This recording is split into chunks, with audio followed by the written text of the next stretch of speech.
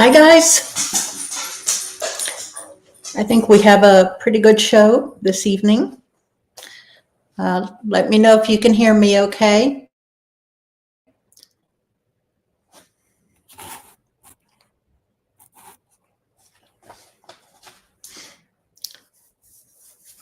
A pair of headphones with an attached mic was donated to me, for the podcast. And thank you so much, Patty, for that. The reason why I'm not wearing them yet is because, hi. Hi, all, Tara, Diane, Blue-Eyed Northern, and YouTube Auditor. Hey, Russell. Good to see you guys.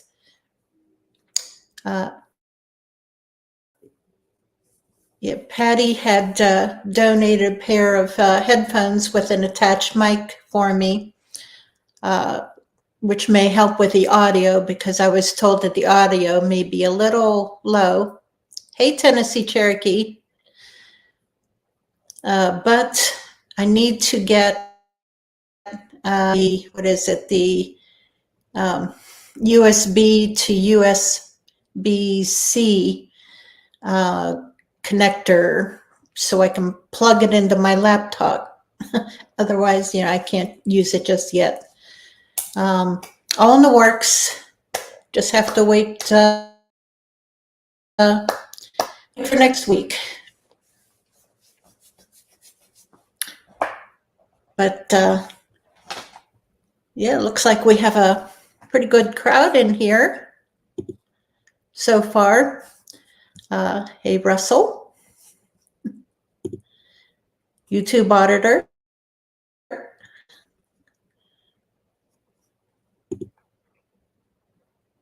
Blue-Eyed Northern.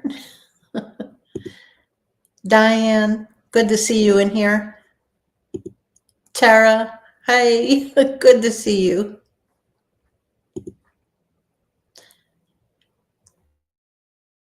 Tennessee Cherokee, hey, and there's my sister. Hi, Deb.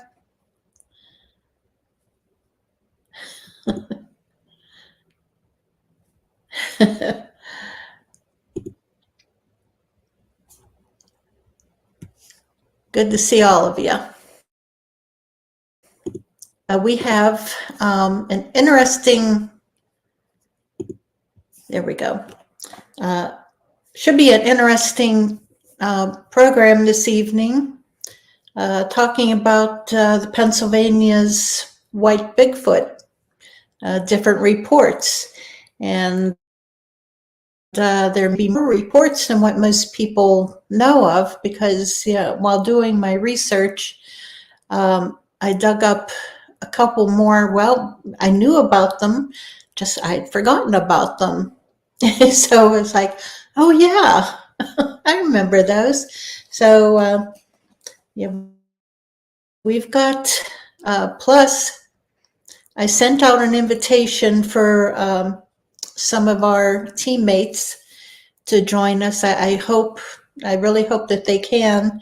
I think they're having problems connecting their microphone because they had done an investigation last year in one of the in Pennsylvania, and I'll go through all the different reports.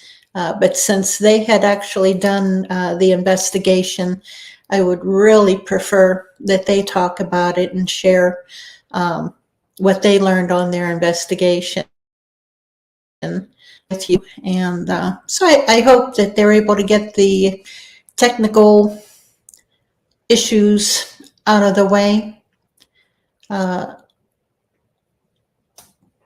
I know StreamYard, if you've never used it before, it has good points and it has bad points.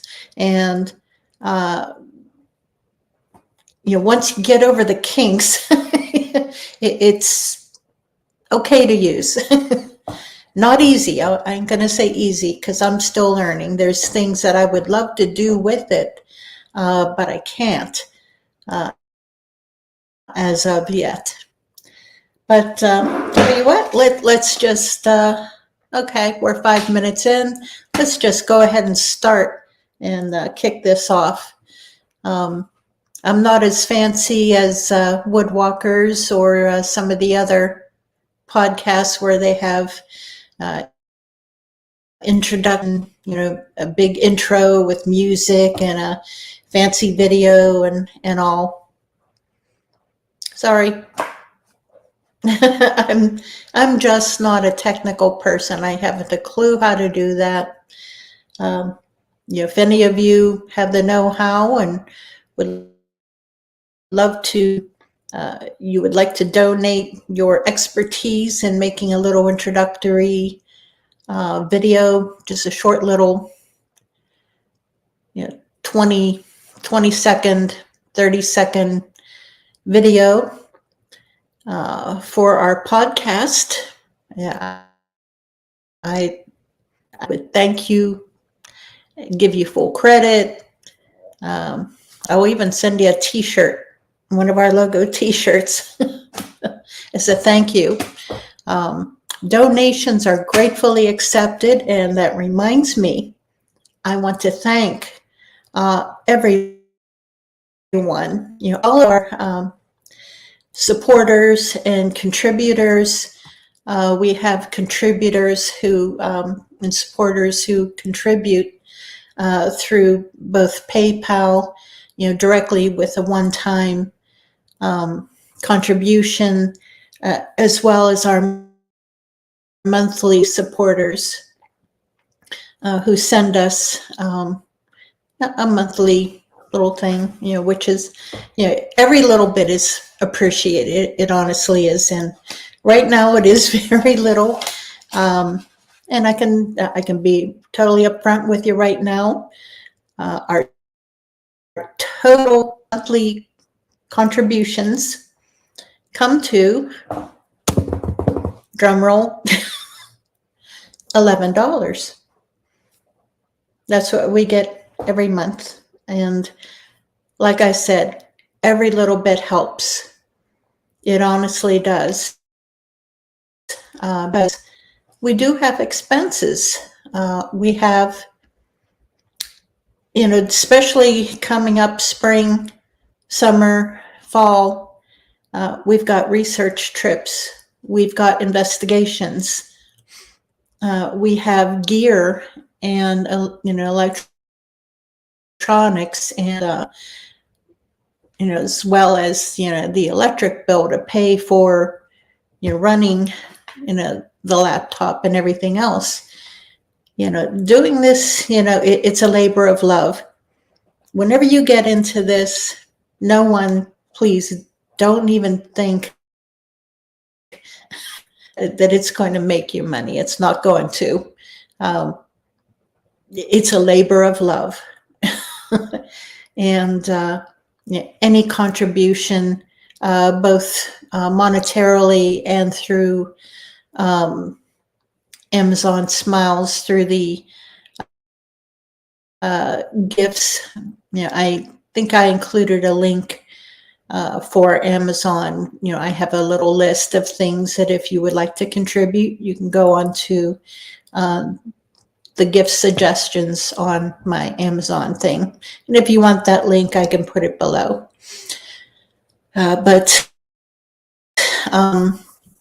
anyway, that's all housekeeping stuff, and I don't like really talking about that. But it's, like I said, everything is appreciated and everything helps. Okay, and one other little bit of housekeeping. We have, let me get it over here where you can see it. My perspective is backwards. Okay, we have decals, $5 each. They are 3x5 and $5 each. Shipping is included. Just comment below, and we'll arrange how to get payment through. I take PayPal. And also my book, What I've Learned About Bigfoot, 50 Years and Counting. This is available on Amazon. There we go. See, just type in my name, Mary Fabian. Whenever you go to Amazon, just type in my name. My book is the first thing that comes up on the list under Mary Fabian. And we have Kindle version and paperback version. So again, everything helps. All right, enough of that. A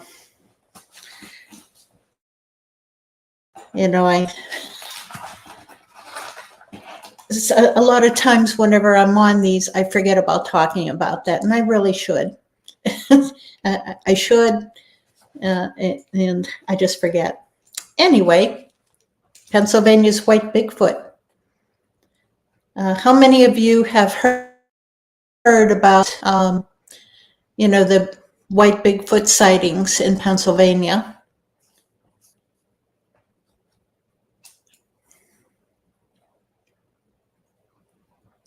Anyone?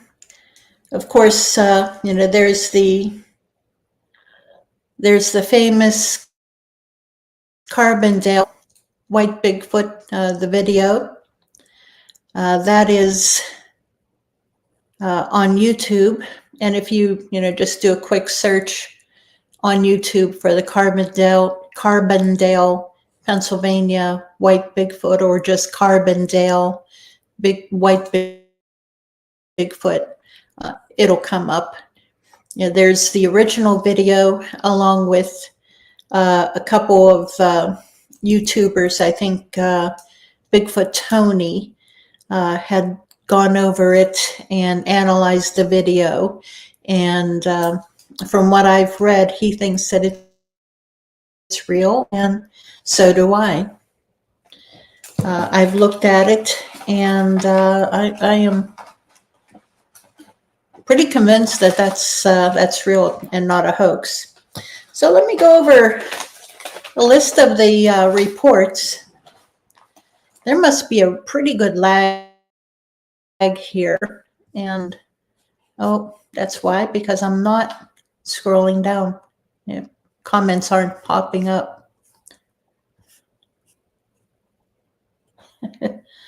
Oh, okay. I see your comment. Stephen Shelley, you're outside working. Oh, okay. I wish you guys could come in. I know Steve tried to, but his mic apparently isn't working.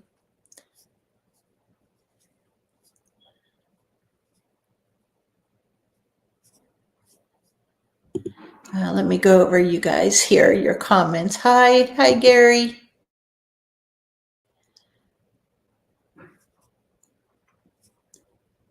Hey, Patty, there you go. You decided to show up. Good to see you. Good to see y'all.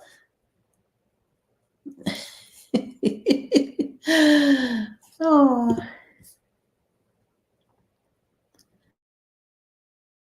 Oh, thank you, Ben. Blue-Eyed Northern.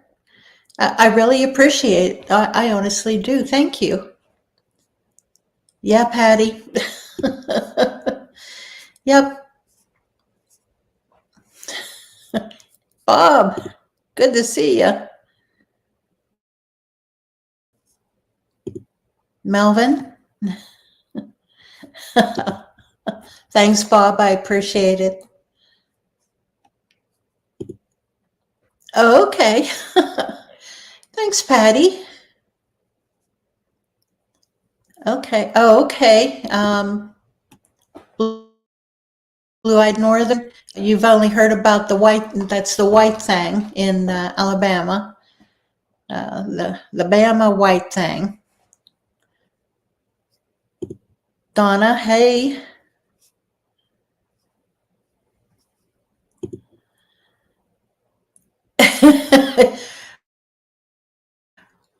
Yeah, the Carbondale white Bigfoot video made you buy a better flashlight. Yeah, I don't blame you, because that would. And I highly advise that, anyone who goes Bigfooting, especially at nighttime, buy a flashlight that is at the very least, very, very least, 750 lumens, preferably 1,000 or above. That honestly is your best. I wouldn't really say weapon, but um, it's really, that's what I advise. Oh, Russell. Okay. Awesome. Oh, Donna, thank you so much. I appreciate that. Okay, Luzerne County had reports in Shikshini. Okay, now that one I didn't pick up. Yeah, I have other counties, but I don't have that one. Okay, I'm going to have to get back to you on that. Wow. Okay, now Russell, that's awesome. You'll have to share that with us. Where, what was his sighting in Pennsylvania, or his or her sighting? Was that in Pennsylvania? I keep slumping down here.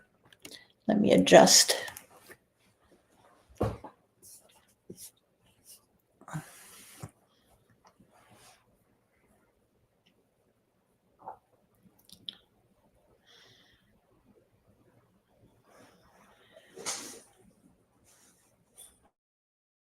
Yeah, Patty.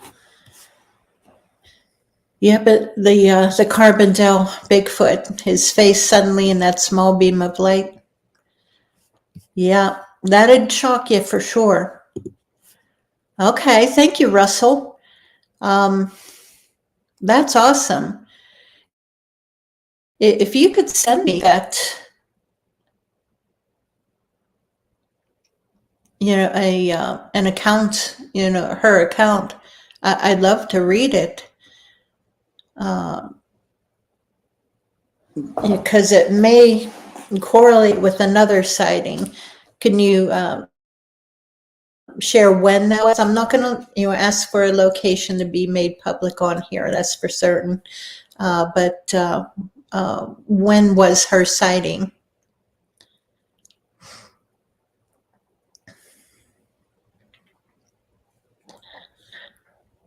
Okay, and Diane. Purpose of the strobe. Well, the purpose of a strobe would really confuse them, for one thing. At nighttime.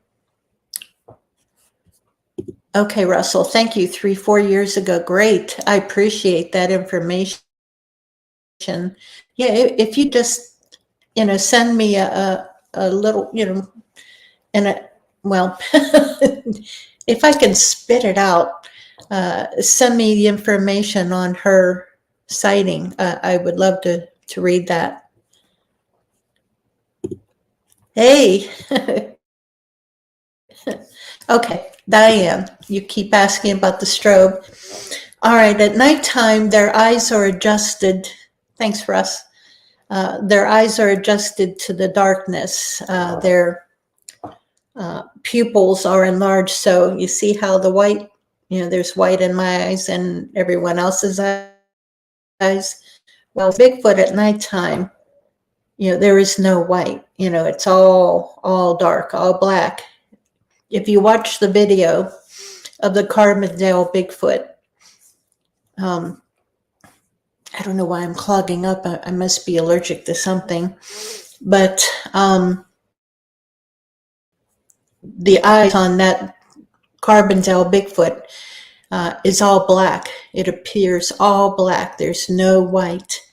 That's because their eyes are adjusted to the darkness so well, that they can see incredibly well at nighttime. any light will blind them. It'll actually hurt them, hurt the eyes. But then a strobe will also not only blind and hurt their eyes, but it'll get them, confused and kind of off kilter. So thank you. Yeah, it'll disrupt the night vision. Exactly. Yeah, it'll affect the night vision. Thank you, Melvin and Bob. Thank you.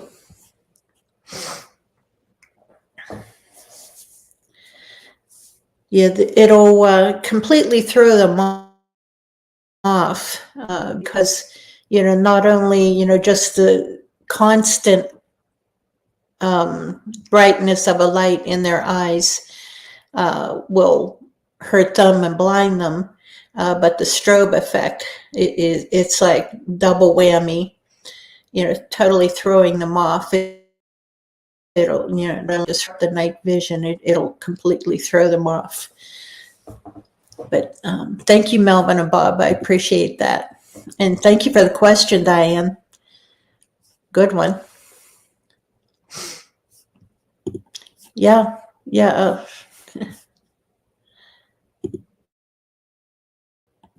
Yeah, a lot of the new flashlights have that strobe setting. Yeah. All right. Let's go over these reports. 1945, and this is kind of a joke one. It's a movie called Gorilla. It's one of those B movies. As I was doing my research. Yeah, I agree, Melvin. If they're showing signs of aggressiveness, because otherwise you really, they're so shy anyways.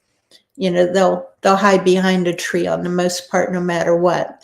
But you run into that, occasional or rare one that is just being nasty.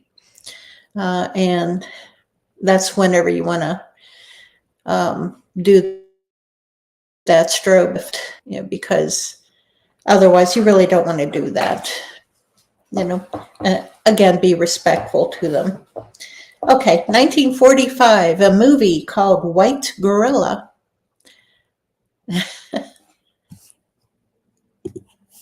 And that's a joke one. It was a B movie. And you can look it up. It's on YouTube. You can watch it for free. But in reality, okay, Bigfoot reports, not white gorillas.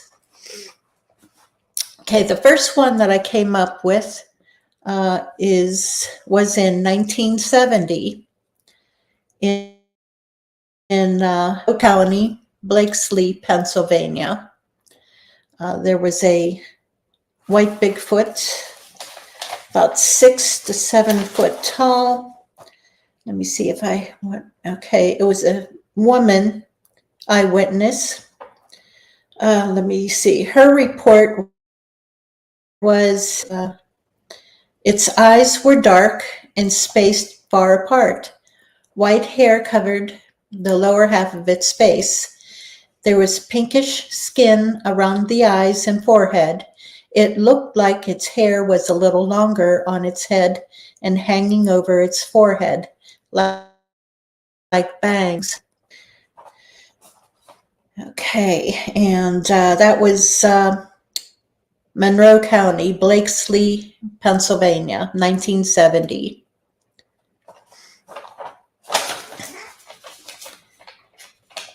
Yeah, Monroe County, that's over in eastern Pennsylvania. Yeah, I'm really not that familiar with that half of the state. I really should, but I'm from western Pennsylvania, and of course, you know your area more. I'm learning though. Okay, the next report. See, I'm going chronologically here. It was in 2000. Cascade Park, Newcastle, Pennsylvania. That's in Lawrence County, right where I live. Newcastle is about 4 miles north of me. Cascade Park, as a matter of fact, is about 4 miles north. And this was seen in 2000, and I forgot to write down what month. From what I recall, I think it was in July.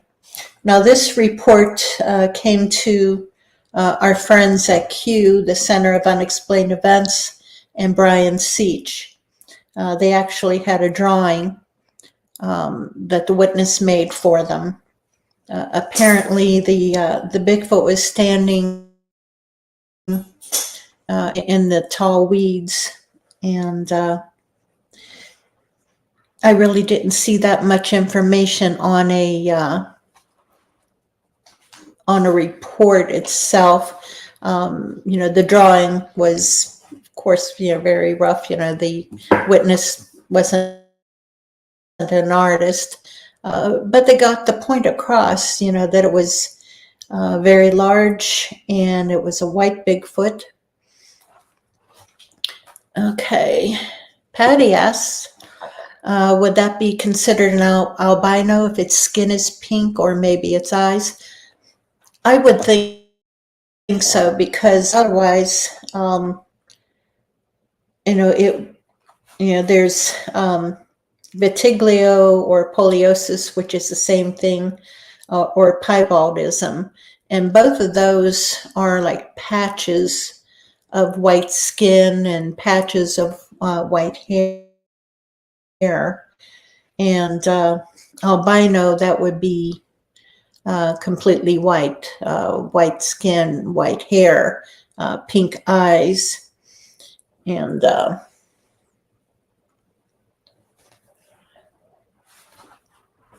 but yeah, I don't think that they would be considered albino because their eyes are black. To be honest, I'm thinking it's more as age, elderly, like we are. Whenever we get older, we get gray hair or white hair, unless we have Lady Clairol, in which case we have other color hair or blue hair, like Patty.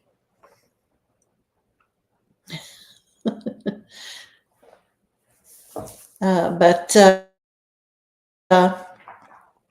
yeah, other primates, including the non-human primates like monkeys, gorillas, chimpanzees, they turn gray with age.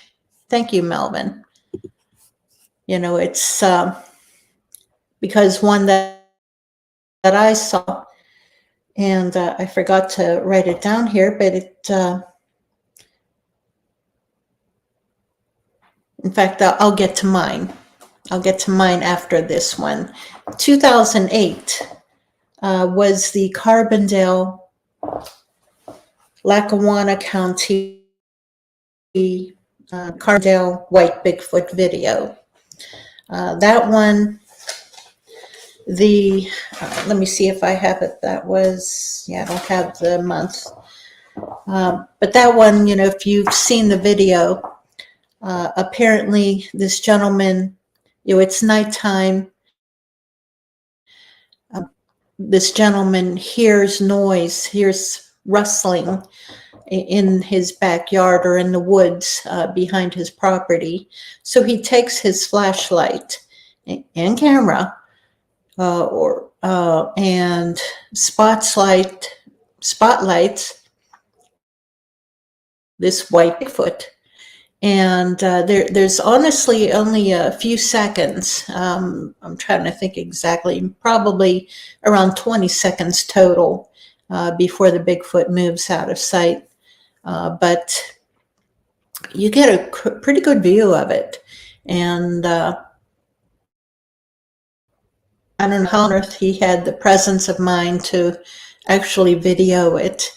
but he did, and it's an excellent video that, yes, I do consider real. And there's too many things that add up to me. Never seen or experienced Bigfoot. You kind of get a little bit more of a feel, as to what they look like, how they move, and so on. You can kind of tell better, what's real and what's not real.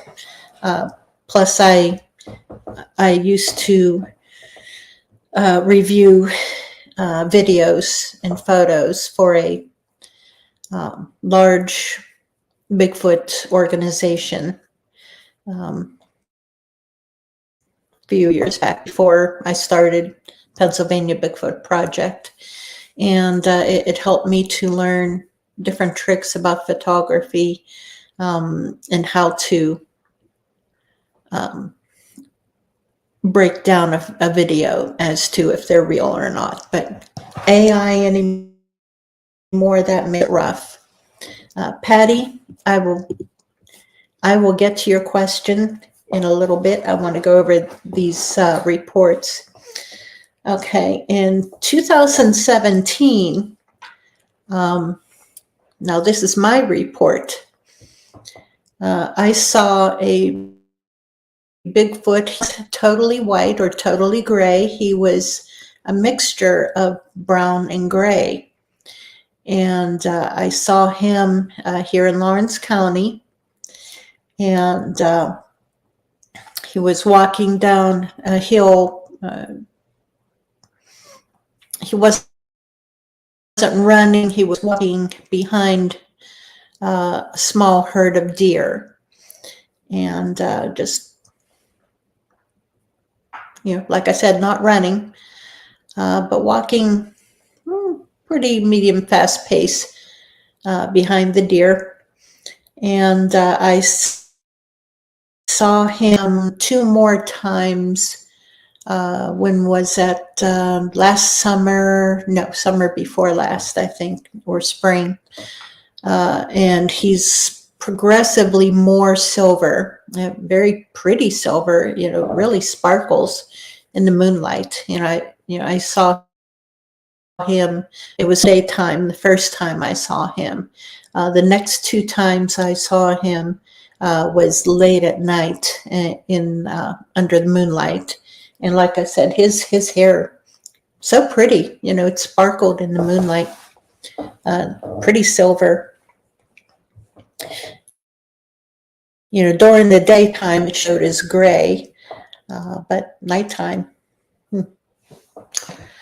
Okay, and next reports, July 2023.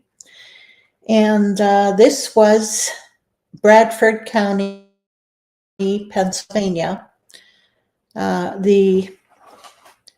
Our teammates from the Habit organization in New Jersey, Steve and Shelley Stetzer, they investigated this report last year. And unfortunately, Steve was trying to get on, but I think he was having some technical difficulty. To talk about their investigation of this white Bigfoot that was seen in Bradford County. And I was trying to report. Time was getting close before the broadcast came on, and for the life of me, I could not find the report that they did. And but that was just a real quick search. And unfortunately, whenever you're on, you can't have it open on your computer, because then all kinds of interference comes through. You have to shut down all your, all other windows. But hopefully, eventually we'll be able to get the Stetzers on, Steve and Shelley, and can talk about their research, not only about the white Bigfoot report that they took in Bradford County, but the other reports that they've done and other investigations that they've done. And just as an aside, we have our new regional leads, and I would love to have them on individually as guests and introduce themselves and talk about, okay, yeah, I appreciate. I figured it was, on the main page. It was just I was doing such a really quick search on it. Your time was getting real short before the program started that I couldn't find it. So if you get a chance, bump it up. Just find it on there, please, and just bump it up. And everyone here, if you belong to the group, just go over to the main group, Pennsylvania Bigfoot Project on Facebook, and hopefully someone will find it. Just do a search and get it bumped up, and you can read it. Yeah, Patty, you got to come down to my place. Tara is. Yeah, Tara will be here in April. I think she'll be coming down April 2nd and staying the night because we're going on a trip, which should be fun. And okay, the report of the white Bigfoot from Bradford County, PA, I'll just go over it real quick because going by memory here, it was a 15-year-old witness, and what he saw was a Bigfoot walking through a cornfield. And apparently there were other instances during the summer. And so the Stetzers, Stephen Shelley from Habit out of New Jersey, they went over and investigated that, spoke with a witness and his father, and it was an amazing area, apparently. Man, I'm so jealous of you guys that you can get out there and do all the research. I'm jealous and so thankful at the same time, because it used to be just me, and it was getting to be a little bit too much because I can't cover the entire state. That's why I needed a team. And you guys, if you're not already members on the regional group that you live in, join your regional group. We have fantastic leads now. They're all fantastic. Can't give them high enough praise. And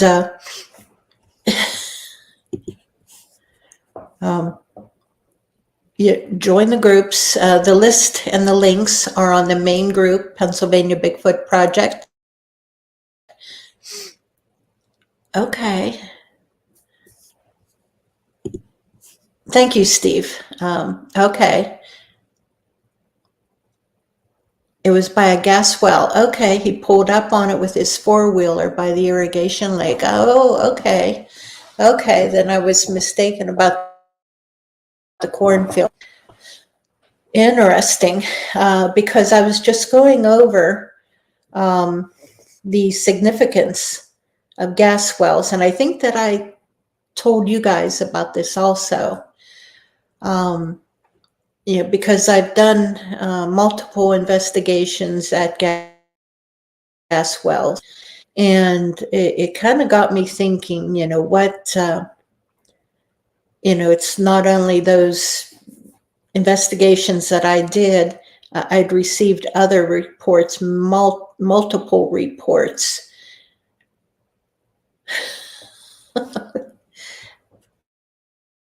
Steve, I appreciate. God bless you. God bless you for paying attention to this, along with putting an injector in your truck. Thank you. Good luck. That truck is needed. Believe me, I know. He's got an awesome truck. I'm jealous. But yeah, so many reports from other workers at gas wells, not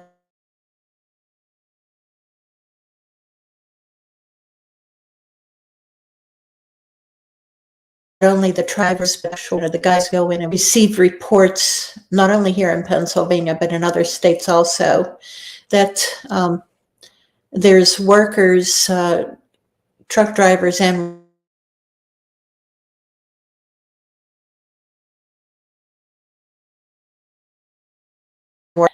back in there, they refuse to because of the Bigfoot. They see Bigfoot back there, and offhand, I don't know if the Bigfoot were aggressive. It's possible, or just the sight of them, of this 8-foot tall, 600, 800-pound monster would kind of discourage you from going into an area. Well, certain people with me, no. No, I go right in there. Yeah, give me an area, I'm in there.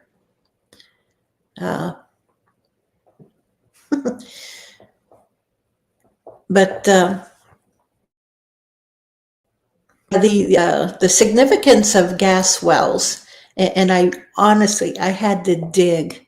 I had to dig so much. I'm trying to figure out why particularly gas wells. I know that they're drawn to certain areas because of EMF or infrasound. And okay, I'm thinking, okay, the gas well pump, whenever it's running, it's a little, it kind of sounds like a little two-stroke. Whenever it goes out, and give a little whoop, whoop, whoop as it cycles. And I thought, okay, well, maybe whenever it cycles and puts out that whoop, whoop, whoop, that they're hearing that.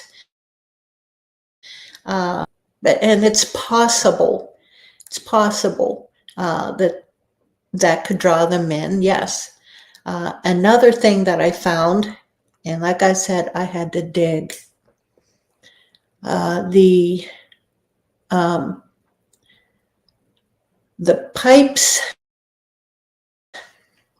coming up through the well occasionally need to be cleaned of gunk and dirt and byproducts and so on. Now, how do they clean those pipes? They use infrasound. They'll blast infrasound down through those pipes. They've got something. Okay. All right. Yeah, that's another reason also. But the use of infrasound to clean the gas wells, that, to me, that was pretty consistent enough. And it could be just a combination of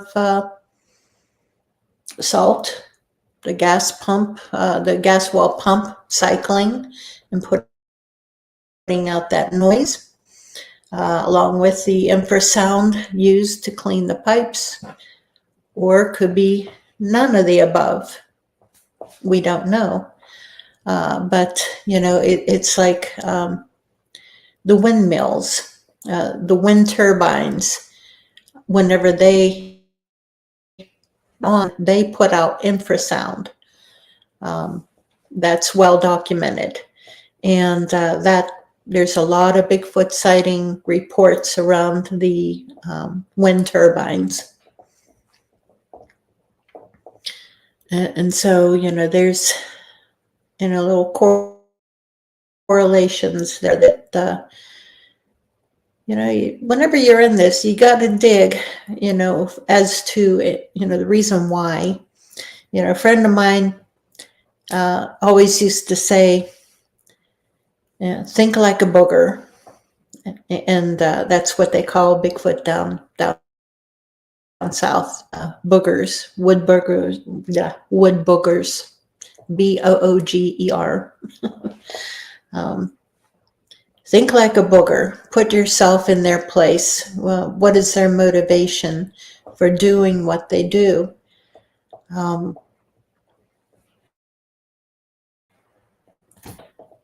Curiosity, food, water, and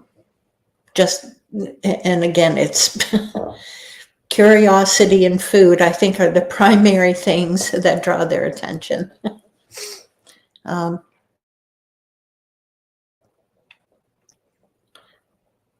But yeah, any other questions, guys?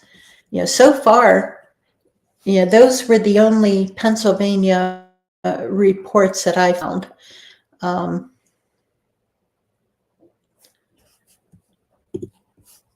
Okay, all the gas wells use solar responders to monitor for leaks around the pump site. Yeah, that's interesting.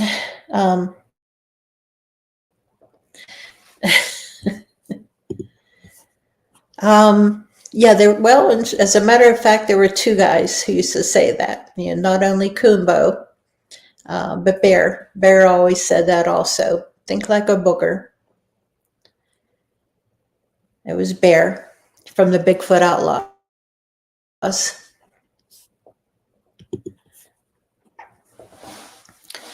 Solar responders. Okay, that I'm going to have to look up, Steve.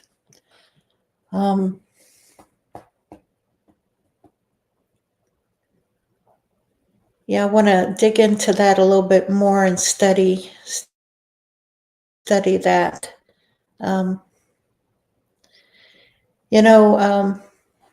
Like I said before, whenever you get into this, you have to have a mindset of a detective, basically. Curiosity and willingness to dig. And you have to be persistent. You have to be patient. And for interviewing witnesses also, not only you need the patience, but you also need to have empathy. You have to treat witnesses very carefully. But, being a Bigfooter, it's more than just tromping around the woods. It's a heck of a lot more. There's a lot of reading. There's a lot of research. There's a lot of going back into history and finding correlation to certain events, and looking at weather reports and conditions and topography. You become a jack of all trades, master of none.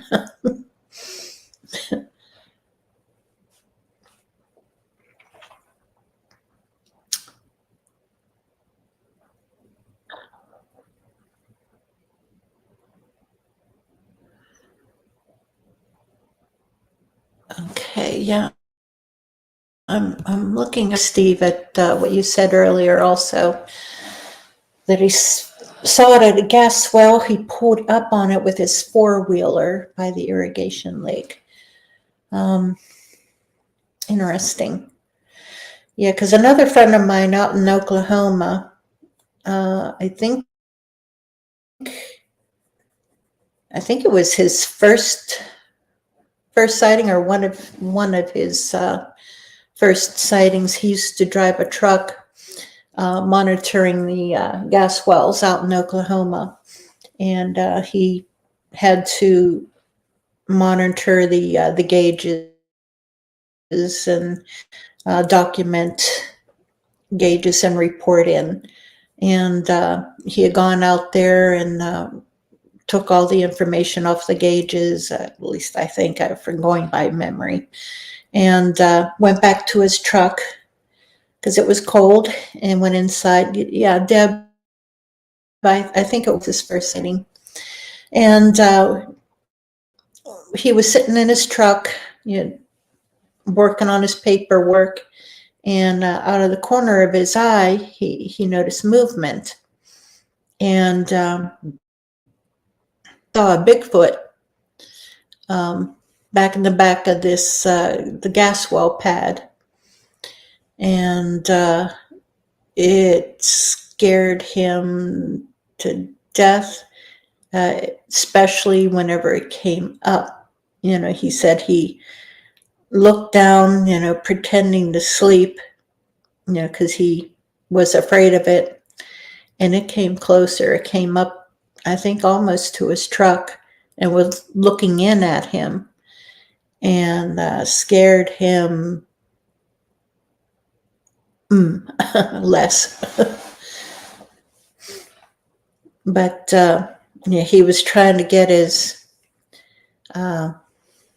phone to get a picture of it, and fumbling around.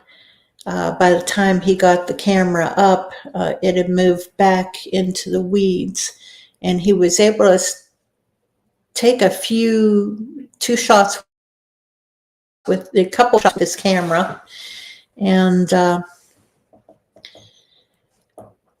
unfortunately, he used to have a group on Facebook, and he used to have a YouTube channel called OK Chasing the Beast. This is Chuck Schlob's. His photos that he had, I doubt that they're still up. They may be on his Facebook page. He took the group down. I don't think it's up anymore. And unfortunately, his YouTube channel, he was having technical difficulties with it, and some other difficulties. I'm not going to go into details, but unfortunately, his Facebook or YouTube channel is down, and all the interviews that he did, they were so good. They're all lost. But that was on a gas well. I have a video on my channel, Greene County, Pennsylvania, gas well trucker or truck well trucker videos of Bigfoot. And if you look on my channel, I've got that video and my investigation of his sighting. And you've got the video from the perspective from inside of his truck, from the dash cam, where he's driving down the road. And this is in Greene County, Pennsylvania, where he's driving down the road. Let me think. He was coming from the gas well. And it's a dirt road, pretty rough, so he's banging along, on the road. And all of a sudden, you see a figure It's in black and white. It's not very good quality video, but you do see a figure standing off to the left next to a tree. Now, in my investigation, I went there, and apparently this Bigfoot goes to that exact same spot pretty frequently, because there's a bare piece of dirt there, and there's footprints there. Whenever we went there, and this was a couple weeks, like a month later, and we found other footprints along with the fence, part of the fence that was pushed down where he was crossing over into a field. Apparently he was turned around watching probably deer in a field, and standing next to a fence. And the reason why he noticed it at all was, I guess the something, I can't remember what it's called. I'm not a trucker, and my husband explained it to me, but not a jake brake, but something else, released pressure and made a loud noise, and it startled the Bigfoot. The Bigfoot turned around real quick, and that's whenever he saw it. And it startled him so much. He was he suffered from PTSD from it.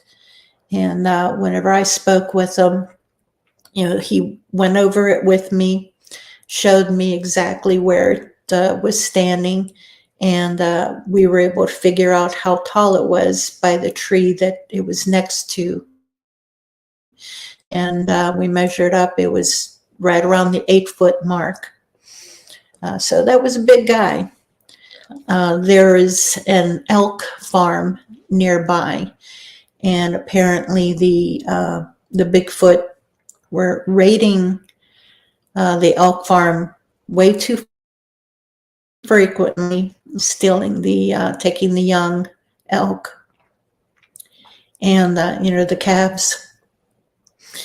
And so the guy who runs the elk farm he consulted with the Pittsburgh Zoo, and actually had fencing comparative to a zoo put up around his farm to keep the Bigfoot out. And he was having so much trouble with them. And but I tell you what, we are having a camp out in Greene County at okay, what's the name of that park? Deb, I'm completely blanking out, and I'm trying to find my calendar here. In Greene County, April, let me think, it's the last weekend of the month in April, from Thursday, Friday, Saturday, and leaving on Sunday. Thank you, Deb. Ryerson Station State Park. I don't know what it is. I never remember the name of that state park. But yes, we are having a camp out there last weekend in April. And you go to the reservation system for Ryerson Station, Pennsylvania State Parks. Bring up Ryerson Station, and you'll need to make your reservation through there at the campground. And it's really not a large campground. There's not a lot of campsites, but I think we are in, our site is reserved. Thank you, Deb. 207, I think. Can't remember the number, something like that. But I've got a white ProMaster van with the logo on the side. So whenever you come through the park, you'll have no problem seeing my van. So if you want to come to the camp out, make your reservation. April, let me bring up my phone real quick.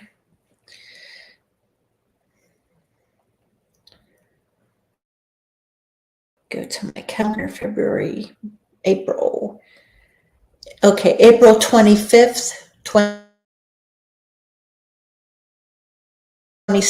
27th. And we are at, I should have it in my note. It's weird. I thought I had it written down here. I think it's 207, not sure. But like I said, our site will be easy to find because of our wine, not down by the river. Any questions, guys?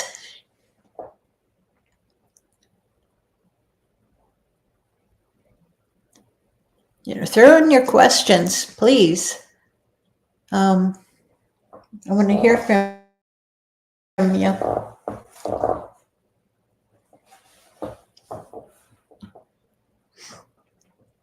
If you want to come on, I'll put out an invite. If you want to come on and share the screen with me and talk about something. Oh, 27. Yeah, thanks, Deb. We're in site number 27 at the Polly Hill Campground. That's at Ryerson Station State Park, Greene County, Pennsylvania.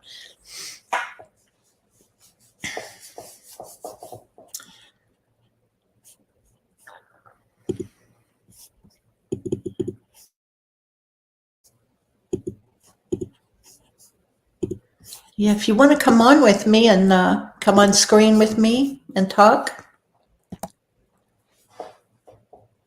click on that link. You'll need to set up your name and make sure your microphone is working.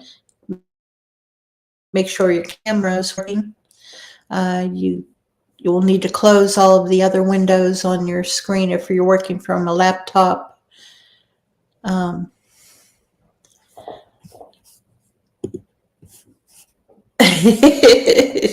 You're not camping by yourself. I have no idea how large, if our campsite will be large enough for,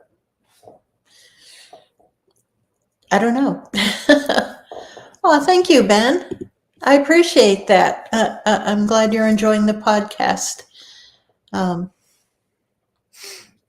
Yeah, I appreciate that.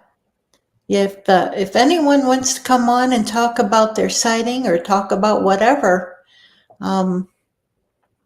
within reason, keep it clean. Click on the link, set it up.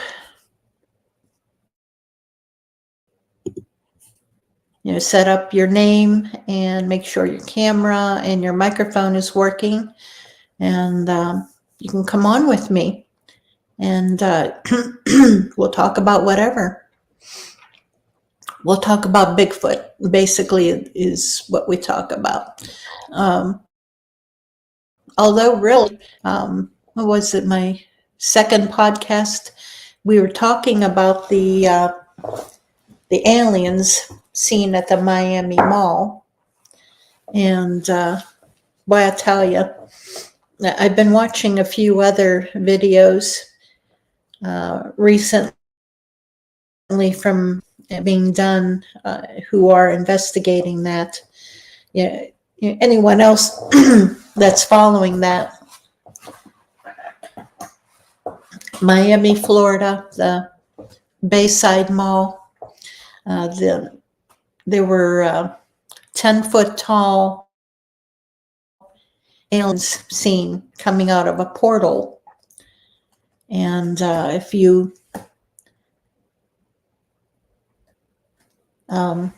Yeah, if you're following that, excuse me, I'm sorry.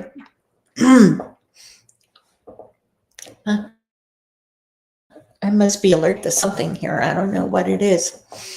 Um, but I've been following, other YouTube channels, and apparently more witnesses have come forward, including a photographer who I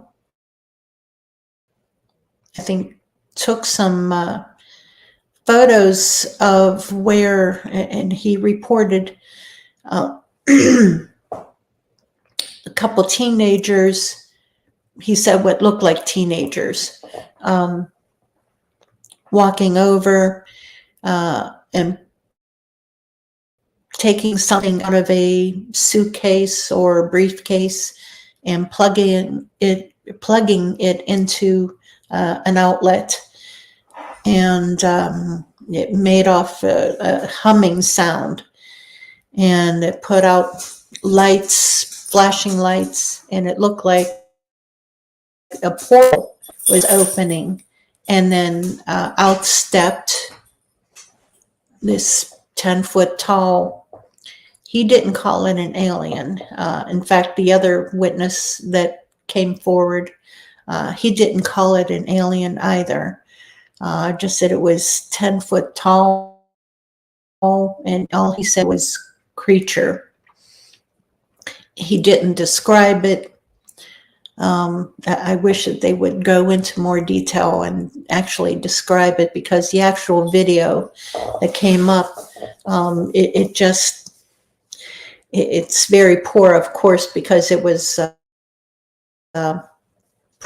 taken from a security camera from a nearby apartment building, and it's not real clear. And it's very grainy, at the distance that it was taken.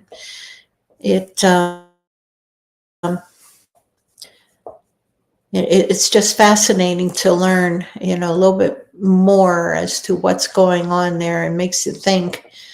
There's a heck of a lot going on in this world that is being kept from us, including Bigfoot.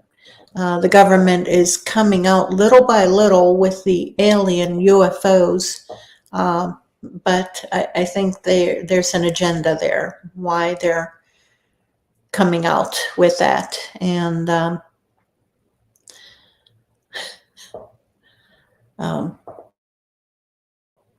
not going to get into politics or anything like that, but there's always an agenda. But okay, let's see. Patty has a question. Has all your sightings of Bigfoot, have they all kind of looked the same? Body shape, facial features? Mine were all different. They were all individual. Some were very wide, very bulky, like a sumo wrestler. And then the one that I saw here in Lawrence County, the gray one, he was very lean, still large, but comparatively like a lean athlete, like a runner almost. Okay, how far is the campground from eastern Cincinnati?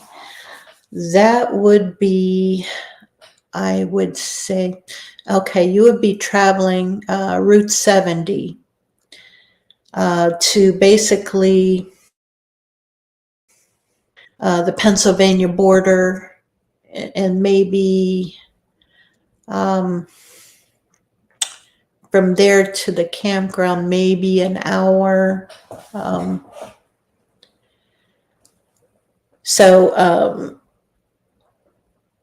And offhand, I don't know how far it is from Cincinnati to the PA border. That would be what, about 3 hours, something like that. I'm not sure. 3, 4 hours. But okay. I hope that helped you.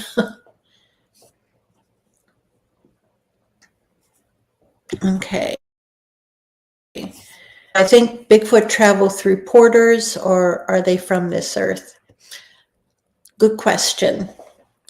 I personally have not seen them going in or out of portals. There are many reports of them doing that. I cannot say that they don't do it, and I can't say if they do. I don't know. Are they from this earth?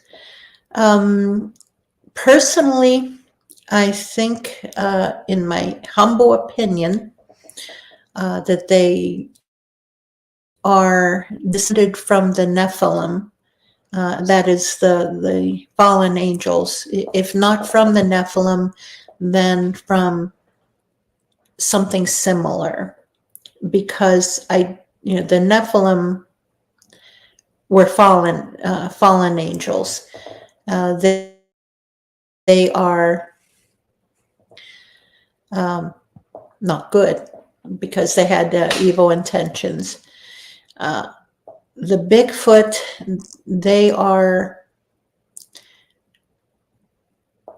I would say, not good, not evil, but again, they are, individual like we are. Some are benign, just they want people just to stay away from them, basically, and other ones are bad intentions, and will do a heck of a lot of harm just because of how they are.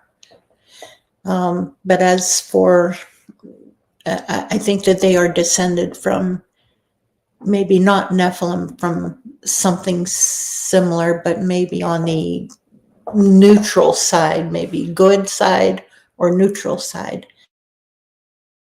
I don't know. But whatever it is, they respond to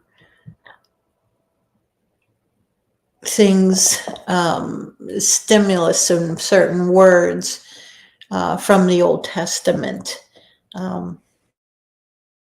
And I've said this before about our experiences out in Oklahoma that we did, and they responded dramatically to the shofar, which is a Hebrew trumpet.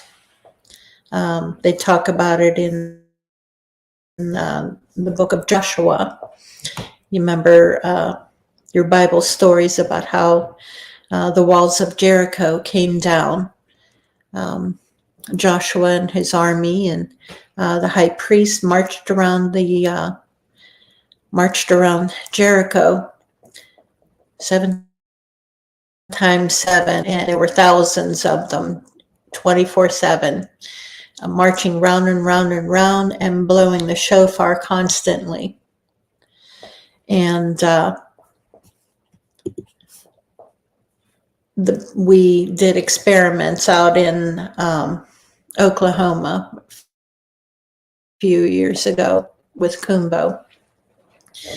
And they responded, like I said, very, very dramatically to the sound of the shofar.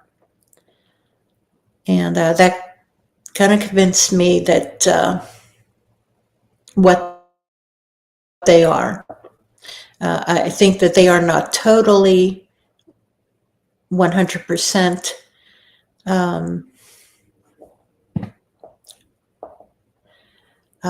cherubim, Elohim, or whatever else that they possibly may be, from the Old Testament. They may be descended along with, their DNA shows that they are part human, so they are a hybrid. they are part human. They are also, the DNA comes up as unknown primate. So there is another branch of the tree, the hominid tree, like Neanderthal, like Gigantopithecus, like the other primates and non-human and so on. The DNA does not show Neanderthal does not show Gigantopithecus, et cetera, Denisovian, et cetera. It's unknown primate, along with human, along with something else. And that, the DNA from Dr. Melba Ketchum, from her experiments, from her DNA testing, she had tested DNA samples sent in from all over the United States. And, that was her test results. Now, her test results have been put down, made fun of. Excuse me, she was broken down so much by pressure and derision and ridicule, and constantly from fellow scientists, from Bigfoot or large not finding Bigfoot organizations. And so on. She was financially ruined. She lost so much business at her lab. It financially ruined her. She's just now clawing her way back, and she's still doing ongoing research, testing DNA. And finally, there are other laboratories doing DNA testing and actively asking for possible Bigfoot hair samples to be sent in. The University of North Carolina. There's another university, I'm not going to mention it because they haven't formally announced it yet, that they're accepting samples. I've only heard this privately from someone, so I'm not going to give out the name. I have not sent my DNA to them. There's also a private lab that will accept samples. And again, I'm not going to name that laboratory out of respect for them and their privacy. But they're who I work with. And I'm also considering other samples, because some samples that I have multiple samples from the same individual, and I just may send some down to the University of North Carolina and to the private lab as a double blind, just to see results, who will give true results and who gives more detail. And that'll show me who I can trust, because the University of North Carolina, I'm not sure if I can trust that one yet, because they're sponsored by the Not Finding Bigfoot Research Organization, or promoted by them. And so it's like, I don't know. we'll see. Trust comes hard, whenever there's so much backbiting and backstabbing, and so on going in this world. Can they touch DNA yet? Yeah, it's just the samples. You have to be so careful with those samples. If they, something like that. I think what you mean, Joe, is rocks they've picked up and thrown. You can get the DNA from the oils from their hand. And also, I've even heard, from their feet whenever they've walked through the grass or in the dirt.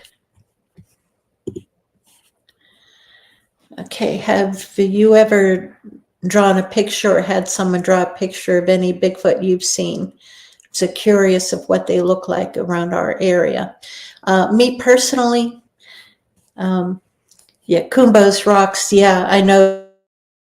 I was thinking the same thing, Joe. Oh, good night, Tara. Thank you for coming on. I want to talk to you sometime soon.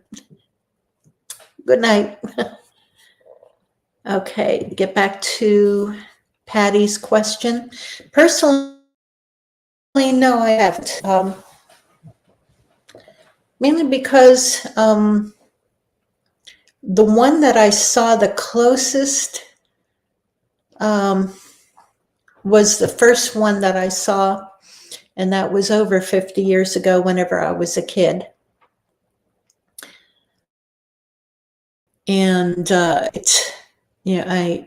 cannot trust my memory to give enough detail. I can give basic description that, he had black hair and like a not Caucasian and not a black face, but kind of in between. And I can't describe the color because I don't remember, just that he was not black face, not Caucasian, not white, or I don't know, but he had black, like a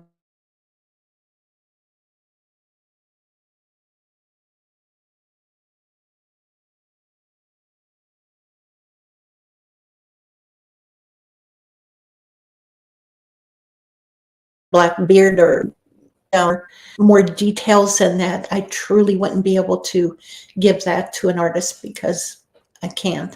It would be a waste of the artist's time. Oh, Donna. Oh, okay. Good to see you. Thanks for coming in, Donna. I appreciate that. Oh, yeah, I'm here every Wednesday evening. That's 7:30 Eastern time. Yeah, hope to see you at LBL. And okay, get back to Patty's question. And the other ones, they were, let's see, the one that I saw here, he was, I don't know, about 75 yards away, I would estimate. Whenever he first came out of the woods, he was up top of the hill, so maybe 100 or more yards away. And then as he came down the hill, he was maybe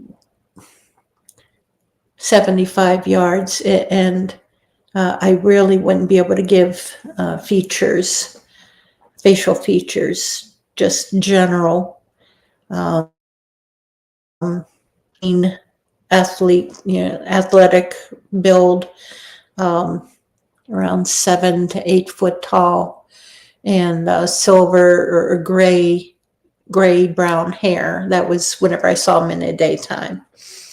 The other ones, let's see, the one I saw in Oklahoma, that was at nighttime, maybe 50 to 70 yards away. He was running under in the parking lot, across the parking lot under the bright lights. But he was running so fast, I wouldn't be able to, I didn't see any facial features. When I saw him in Oklahoma,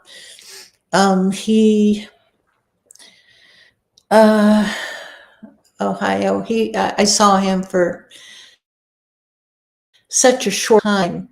I don't even, just the general shape of his head, and I had a side view of him, side profile, head to toe, and just that he was massive.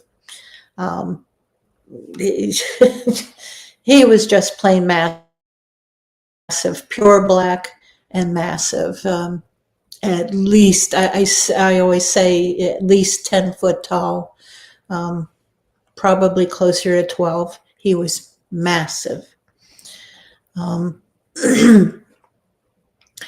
the one I saw in Beaver County, I saw him in shoulders maybe 20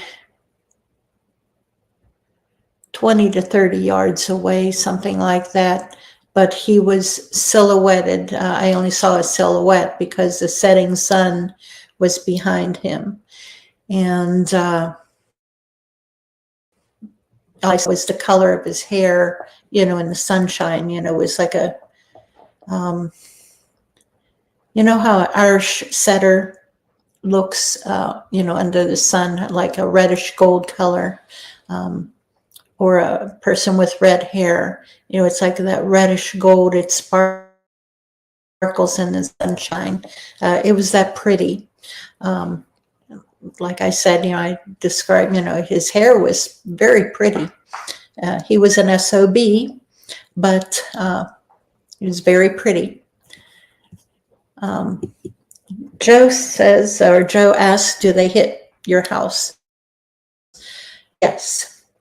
Not the house that I live in now. The house I lived in previously in Beaver County. Yeah, they would do that all the time. Look in the windows and hit the house and so much more. Like I said, he was an SOB. I went chasing after him one night. He pissed me off so bad. I ran out the door, grabbed a golf club that I had sitting there by the door, and ran out, chased after him up the hill. Like I said, he pissed me off. I went full on mama bear. I was protecting my dog, and you don't do that. And chasing after a Bigfoot, I do not recommend doing that. No. He ran away. I could hear him running up the hill, so he wasn't aggressive. He was just being an SOB. And but no, I do not recommend chasing after them. No. No. Okay, let's see what else we got here.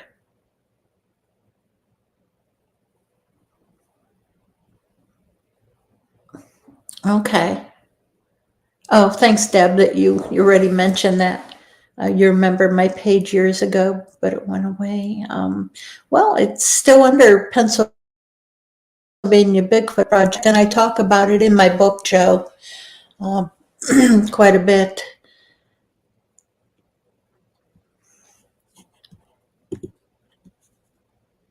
You can't wait for yeah. Yeah, thanks, Joe.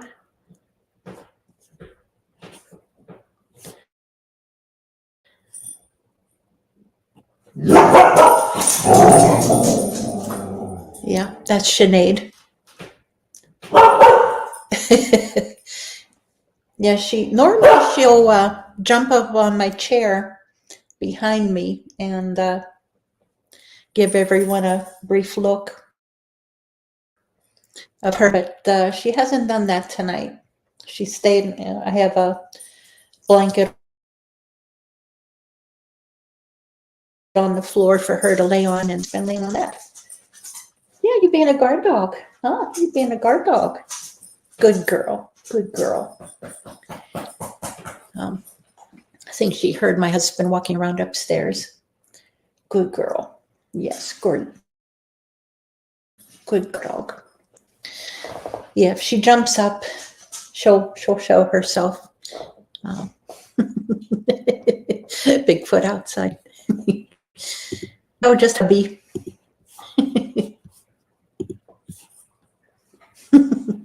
Hubby upstairs.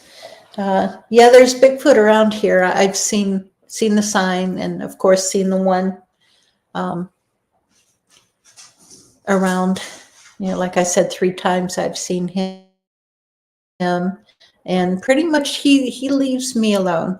He hasn't harassed me or anything, and I try my doggone not to draw their attention. I do not bang on trees or do any whoops or anything like that.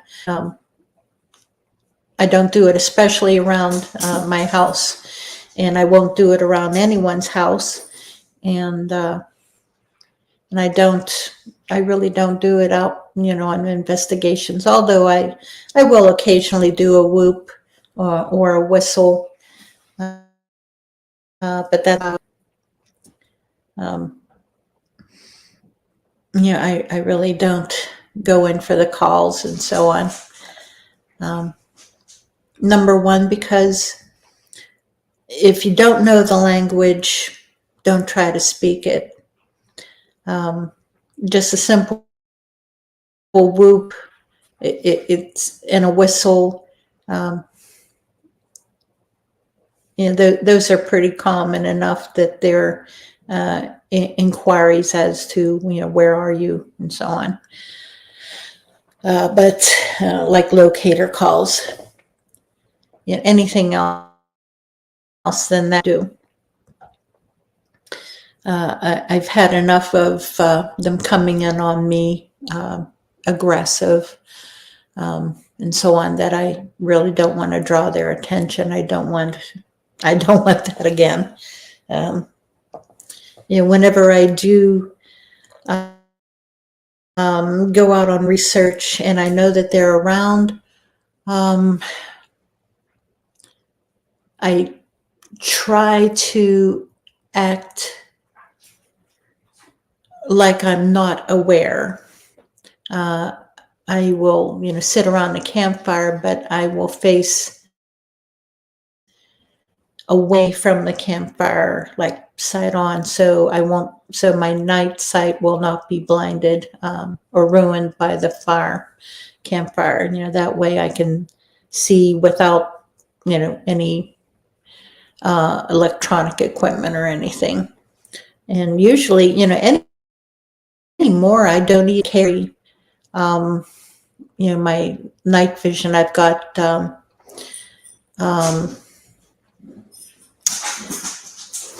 a couple different things. I've got night vision thing, and what do you call it? I'm just blanking out because I'm getting tired.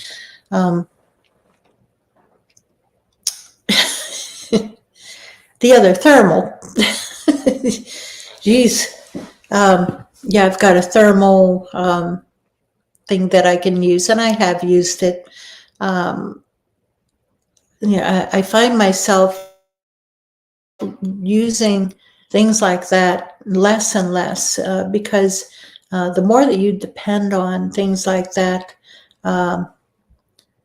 the less that you are paying attention to your own senses, your own instincts, and those are your best tools right there, your own senses. My night vision, let me think, what do I have? It's, okay, the thermal that I have, it attaches to my phone. Yeah, Deb, but I don't know where it's at. Okay, it's Leopold, Leupold.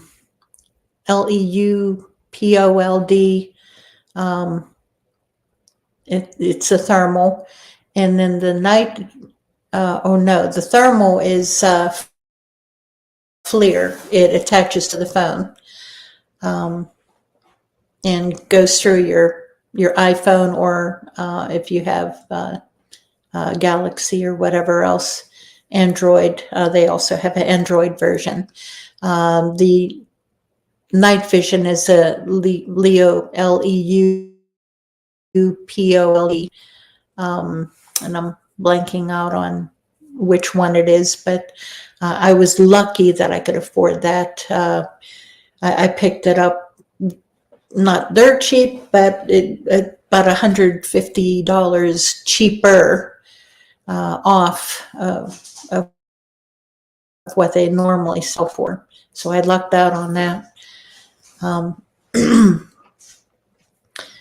Okay, and Deb, you asked about the bionic ear. Yes, I have one. It was in the trailer whenever whenever we sold the trailer, or it was a camping trailer that I'm talking about. Things got packed up and I don't know where it went to. I haven't been able to find it.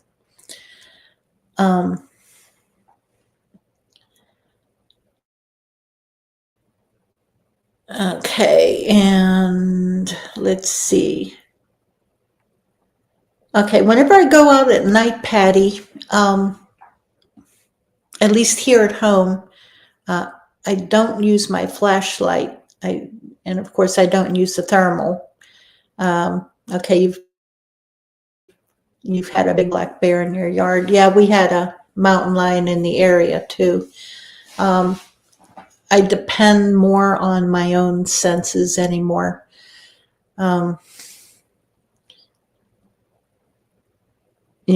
keep a flashlight next to the door.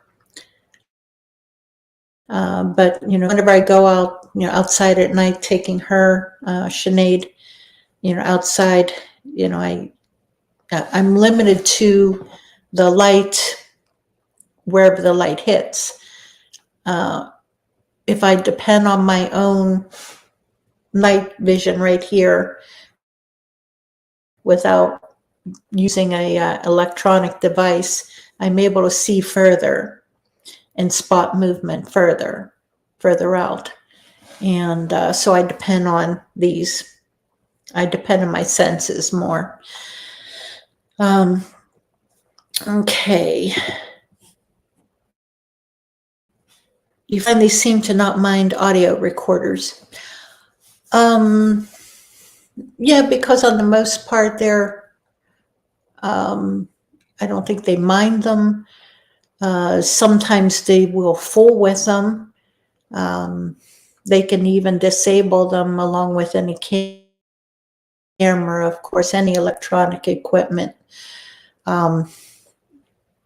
Both infrasound and EMF will drain batteries.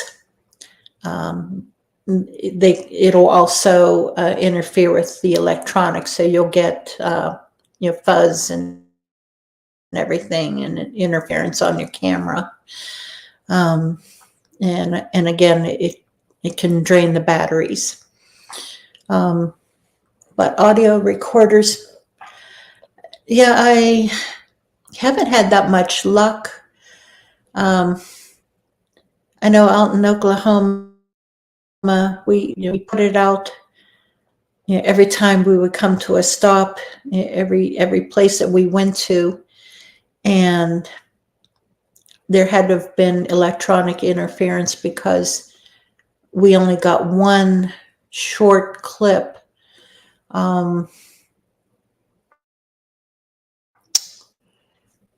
maybe half hour long from one area, and that was Kumbo talking about it, telling a story. and, and we all, there was a Bigfoot hiding behind a tree also. We were talking about it, but that was about it. It didn't pick up any vocals, and everywhere else that there were vocals, the audio recorder did not work. And there was so good calls. They did a what we call an Ohio howl or a siren call. Sounded just like an ambulance or a fire truck out in the distance, and that's what I thought it was. And then Kumbo said, no, there's nothing out there, not for miles. He said, that's a Bigfoot. That would have been so great to have had on a recording. It just didn't work. And Kumbo's the best. I agree.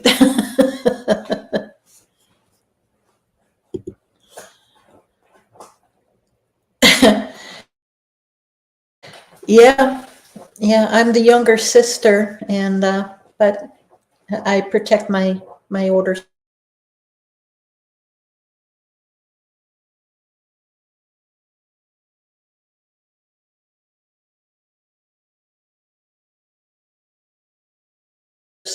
All the time.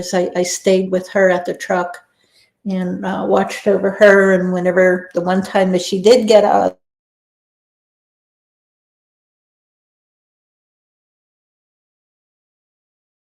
dogs were in the area, so I chased her back in into the truck, shoved her up. Thanks, Deb. Love you. Even though I make fun of you and everything else, I love you. You know that. Okay. Any other questions, guys? Ben, Blue-Eyed Norton, have you had any luck with audio recorders or any of your equipment? Anyone else? Any other researcher in here? Have you had any luck with your equipment, whether thermal or night vision, audio recorders? It's I used to review audio, for that other organization, and it'd pick up raccoons really great. Yeah, audio. And possums. And then a few times it would pick up calls and footsteps, bipedal footsteps coming through. And those, it occasionally is good. You have to choose the right area at the right time, because a lot of times they only are in an area for certain periods of time. The ones around here, they have a range. They move around, and they return back to. It's like a circle. They'll go in a circle and they'll return back to point A, like every 2.5 to 3 weeks. And that's the way it was with the one that would come around my house. It was like every 2.5 to 3 weeks that he would stop by my place and harass us. And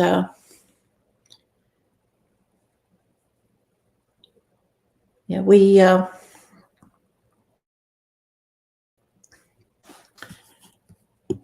okay. You don't get a lot of calls in Northwest Louisiana. Yeah, around here also, it's only occasionally.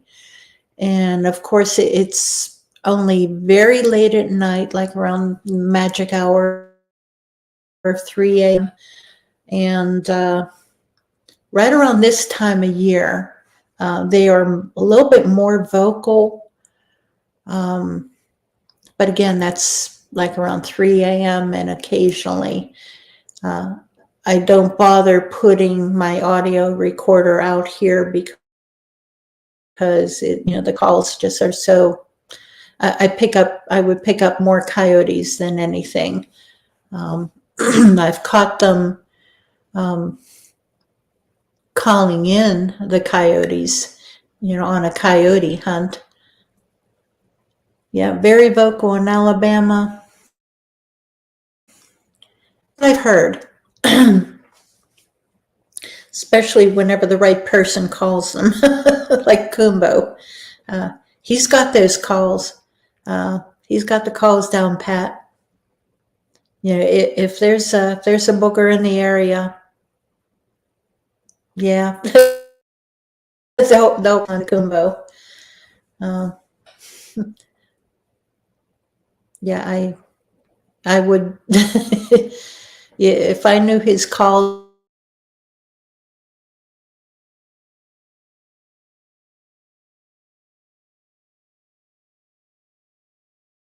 I still wouldn't do them. I wouldn't suggest anyone else because you cannot trust a Bigfoot. You can't trust them to not be dangerous, to not be nasty.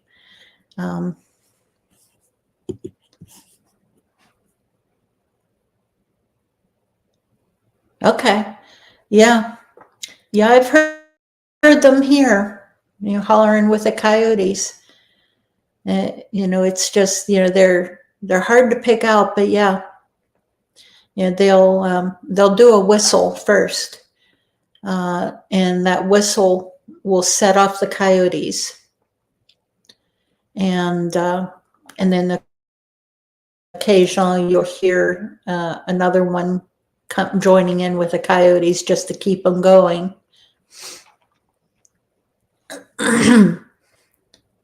Yeah, it's there's something else, whenever I hear them, I'll just sit there on the porch and just listen, and then all of a sudden you'll hear the coyote just cut off real short, or else you'll hear that yip, and then silence, complete silence. So the hunt is over. And some coyote is whenever we were in Land Between the Lakes in 2017, one of the persons there, she had gone hiking with her then fiance. They found a coyote that had been hunted and killed by the Bigfoot. They got a picture of it. It was twisted like an old dish rag, literally twisted like an old dish rag. And this was a coyote. And I've got that photo. Okay, Donna, I'd love to hear that also. Yeah, Deb. Yeah, throwing gravel at your bedroom window. That was a pretty cool night. That was pretty neat. It was just too bad that we had to cut that trip short. It really was. Wish we could have stayed there a little bit longer because they were just starting to really come in on the cabin. They tried the door, they tried the back door, and they were throwing gravel at Debbie's bedroom window, and it was, oh man. like I said, we had to cut that trip short, unfortunately. Frustrating. Well, guys, it's 20 after 9. Yeah, we, Blue-Eyed Northern, yeah, we were out in Honobia, Oklahoma. And that was, what year was that? That was 22. I think it was 22. And we went out there with Chuck Schlabs. He had, a friend of his owns a cabin, and we were permission to use it. And there's ongoing Bigfoot activity there at the cabin. In fact, I have a photo of 2 possible Bigfoot. I can only say possible. There are, I got up after the first night and just walking around the property, taking random photos. And because I usually have the best luck that way. And a friend spotted something and said he said, I think you got a Bigfoot on this one. And so I zoomed in on that photo, and doggone it, there's 2 figures there, sagittal crest, both of them, and broad shoulders, just an outline. You can't make out the features because of the distance. My camera, I've got a good Nikon. It has 83 times zoom. It's a good one. And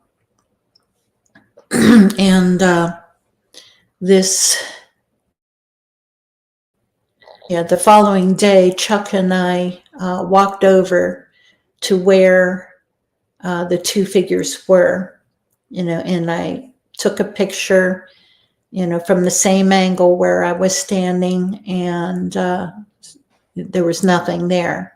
And then Chuck and I walked over to where the 2 figures were, and that's where the bluff was. There was a bluff below the cabin, and they were laying there. Their bodies were over the side of the bluff, but their arms and shoulders were resting up on the ledge of the bluff.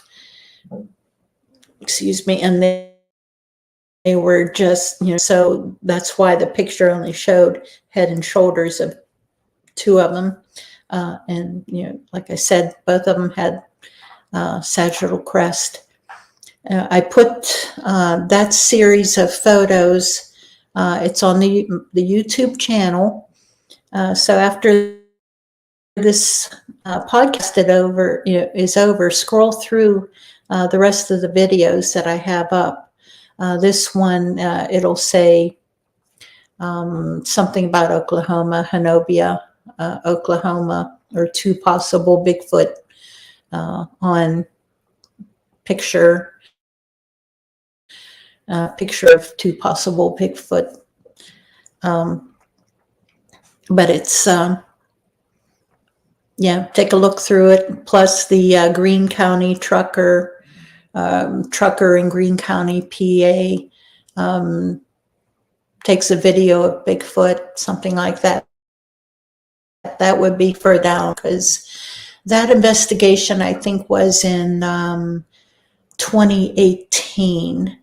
But I've got that along with where he pushed down the fence and the footprints next to the fence, where he pushed down the fence further up from where he was standing. And it was an outstanding area. We'll be near there on our camp out in April. So I hope everyone can join us. I'm hoping that I can get the trucker. In fact, I had 2 investigations that day. There were, as a matter of fact, 2 truckers, separate truckers for the gas well, separate reports, different days. where they, the one saw one crossing the road in front of his truck. And like I described, where the Bigfoot was standing off to the side along the road. And that video goes over both investigations. But yeah, Donna, I'm looking forward to meeting you, and I hope to be able to listen to that.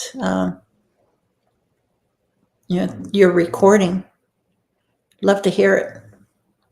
Yeah, every time I hear the coyotes here, and I never catch it on my phone, because by the time I go back in the house, grab my phone and bring up the app, it's like everything's over, or else they've moved off so far that I wouldn't be able to get it. So, oh well. Well, guys, it's we've been here for almost 2 hours now. I usually stop at 9 o'clock, but you guys have been fantastic and wonderful. Absolutely great questions. I appreciate your input so much. And, tell your friends, share the video. Please like the video and subscribe, please. It's important to like the video and subscribe. It helps the YouTube algorithms. And I am eligible to be monetized, not monetized yet, and it'd be nice to get a little bit. Ben, I'm looking forward to meeting you also at LBL. It's going to be fun. I was there at the last at the Beast meet and greet there. When was that? Wasn't last year before? Can't remember. It was so cold. Oh man, freezing. But that was earlier, and I think that one was held in March. And it was so doggone cold, and I wasn't able to have a heater on because I was sleeping in the back of my pickup truck under the cap, and just in that small of an area, I was nervous about turning on the propane heater. So, I did without. I've got a 0-degree sleeping bag, and that does good, very good, except whenever you have to get up and out of the sleeping bag. That's whenever it's not good. Okay, you'll be camping over in the area with Kumbo. Yeah, I usually go to Red Hollow because I'm really not into crowds. And so I go up to Red Hollow and camp there. I like it there. It's active there. Hear a lot of vocals there. Plus they come in the camp. They came in the camp last time. Yeah, Kumbo was there also at Red Hollow. Because it was, just easier to camp there. And it was nice, he and there was a bunch of us there. We all camped together, and we all went exploring out and investigating at night. It was, in fact, Kumbo still has my wok. I usually cook with a wok, and I loaned it to him for something, can't remember. And he still has it, so I'll have to get that off of him. Well, nah, I bought another one, so I'll let him have that one. But tell you what, guys, it's 9:30. I appreciate each and every single one of you. Thank you. thank you so much for joining me. And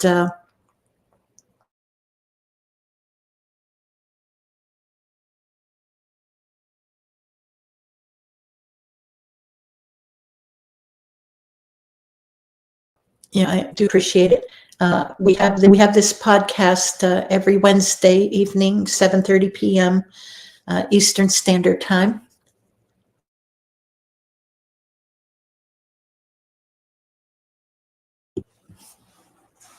And it usually lasts about an hour and a half. So, but this night it just ran so good. You guys have been so fantastic. I appreciate it again. I'm going to end this because I could go on forever. Thank you so much, Donna. Looking forward to meet you too. Looking forward to meet all of you at whoever's coming to Land Between the Lakes in April with the Woodwalkers and Beast. It'll be fun. It'll be fun. All right, guys. Have a good evening. God bless. Thank you so much. Monkey Wench out.